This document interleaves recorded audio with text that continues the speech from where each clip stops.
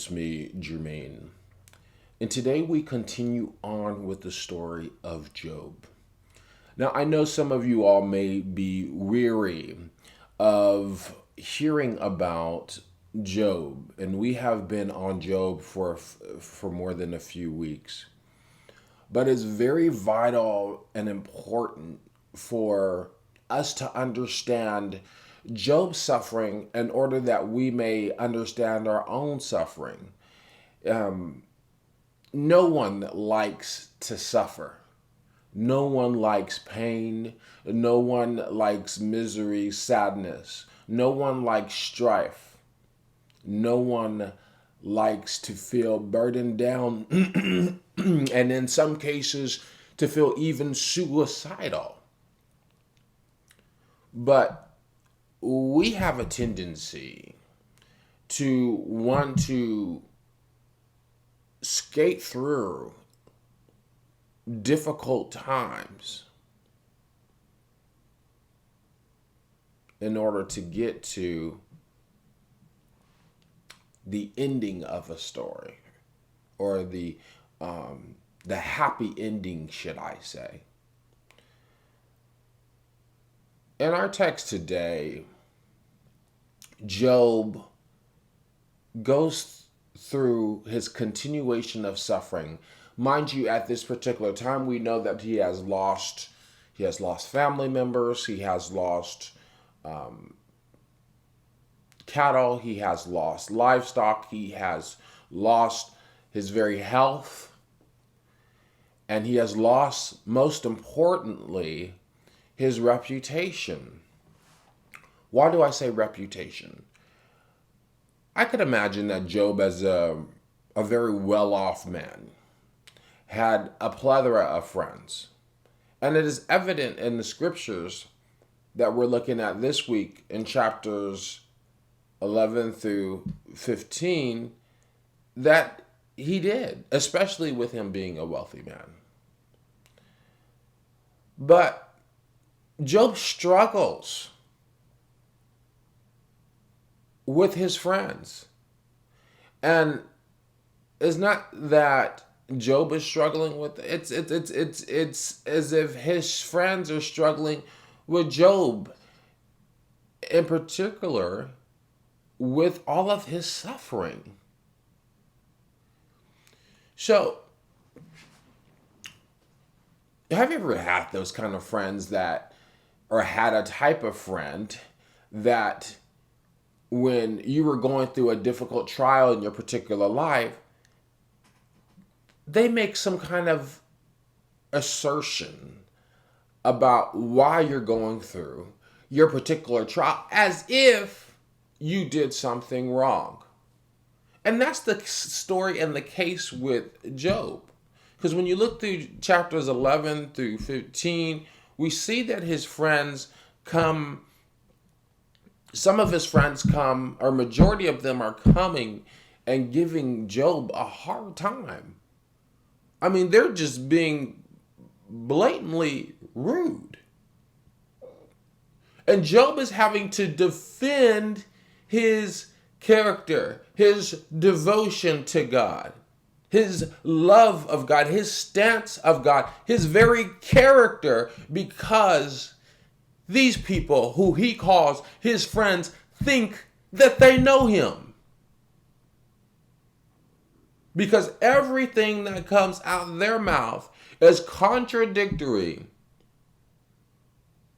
to what Job has displayed before them.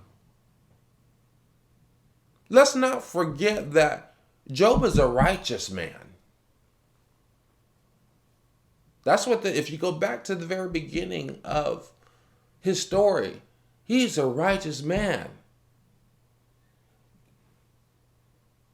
And he is not being put through this as a result of disobedience or wickedness or being ungodly, unfaithful, unloyal. Not at all. In times that I can see as we get to the end of the story that Job may not even have these friends, because these kind of friends that when you're down, that kick you when you're down, they always have something rude to say, always got something pessimistic to say, thinking that they have more knowledge or more insight about your situation and your relationship with God than you do. The devil is a lie.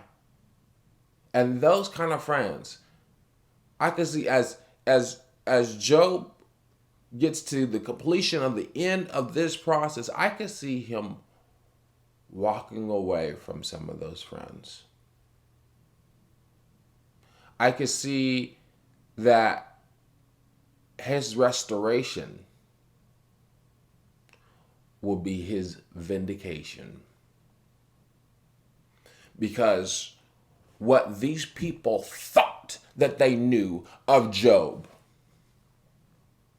based upon what they seen, they judged with their naked eyes on the circumstance of what Job was going through, and judged him accordingly as if they were God. And they were not.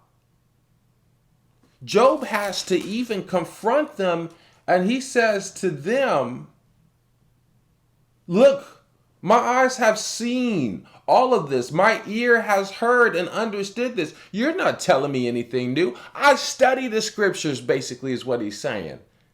I read my scriptures. I pray daily. I fast. And you think that you can tell me, provide me counsel, when your counsel is judgment, when your counsel is foolish, when your counsel is short-sighted? You're not God, and you don't have the answers. Continuing on, it says, but I would seek to speak to the Almighty, and I desire to argue my case with God. As for you, you whitewashed lies. All of you are worthless. Physicians, if you would just only keep silent, that would be your wisdom. How many of you all have friends? I had a friend, just got everything in the world to say with your situation. Maybe they should just be silent. That's what Job is saying. Just be silent. If you ain't got nothing to say, I used to hear this as I think my mom told me this. If you don't have anything good to say, don't say nothing at all. And that's a story. I'm sure that everyone has heard that. That's kind of some generic phrase that has been stated and passed around. But it's obviously true. If you have nothing good to say, don't say it at all. But what is happening with Job's friends? Instead of them actually, you know what is happening? Instead of them judging Job, which they are, judgment comes as a result of actions of what people say and what they do. So when you look at these kind of friends and what they're saying to Job, the hurtful words and things of that nature, judging Job and condemning Job, having no information on why Job is going through this, guess what? These friends have dismissed themselves. Go through a situation in life. Go through a trial in life. And you will learn who your friends of God are. And in many cases, you will learn who your friends are not. As you go through and you journey through this transition in your particular life, that's what Job is going through. A transition. Yes, he's being scrutinized. Yes, he's asking the questions unto God. Why is this happening to me when I have been so faithful, so loyal to you? I am not wicked. I'm not a heathen. I believe in you. I believe in your word, and I believe in the gospel. I stand on every single word of the gospel. Though he slay me, yet will I trust him. My friend, I want you to understand and to realize that, like Job. Job couldn't understand that he was being put through this trial. He couldn't understand that. And so he did question God. And it's okay, because many times we too can question God. He wanted to argue his case before God and ask God, why are you doing this? What have I possibly done? Unfortunately, Job wished for death because the suffering was so long and so difficult. But it's okay to go through all of that in God as long as you keep your faith with the Lord. I'm sure that many of you all have done the same thing with asking questions of God, why are you going through your suffering, and wishing for death? But I promise you that there is life, that there is hope. Understand that this is not about you. This is not about what you've done. God is a loving God, and he's full of grace and compassion. And for us, as believers, his son died for us. There is no curse. There is no spell. There is no more punishment.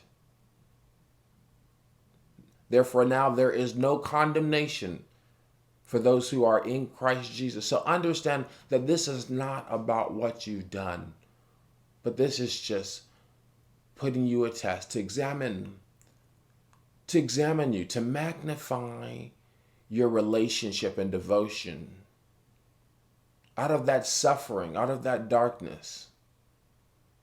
The brightness that God see the brightness of who you are as a loving, obedient, as a gracious child, as a thankful child?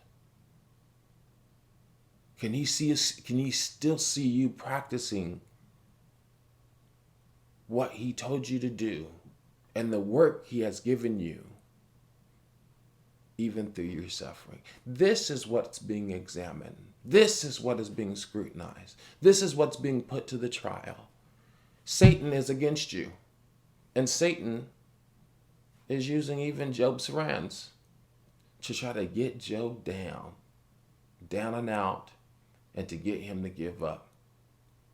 But Job,